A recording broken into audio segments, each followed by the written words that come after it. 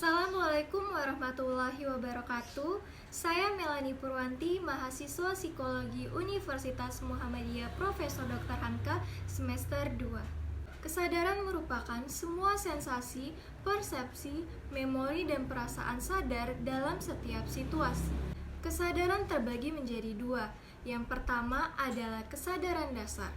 Kesadaran dasar merupakan kesadaran utama yang menandakan fungsi normal fisiologis tubuh.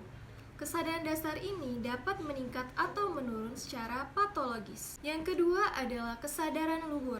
Kesadaran luhur merupakan kesadaran diri akan tempat dan peran kedudukan diri terhadap lingkungan dalam masyarakat. Kesadaran luhur ini naik turun berdasarkan kondisi psikologi yang terwujud dalam gelombang otak. Tingkat kesadaran dibagi menjadi 6. Yang pertama ada komposmentis, yang kedua ada apatis, yang ketiga ada somnolen, yang keempat ada sopor atau letargis, yang kelima ada sopor koma, dan yang keenam ada koma.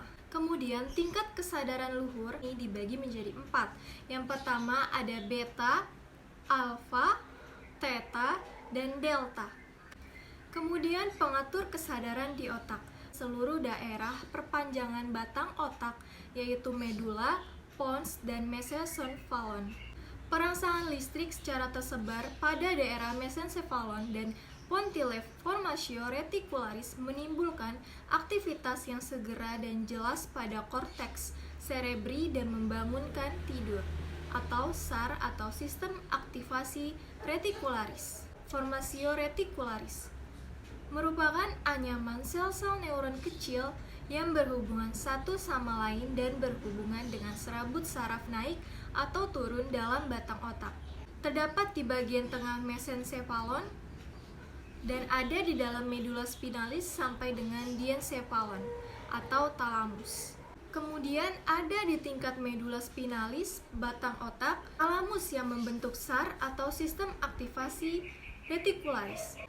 SAR atau sistem aktivasi reticularis ini merupakan suatu sistem di otak yang mengatur seluruh tingkatan kegiatan SSP, termasuk pengaturan keadaan waspada atau jaga, yaitu tidur, kemampuan mengarahkan perhatian ke daerah spesifik dari pikiran sadar, struktur SAR dari daerah medula spinalis hingga ke batang otak bagian bawah, meluas ke atas melalui mesencephalon dan talamus untuk kemudian disebarkan ke seluruh bagian korteks cerebri.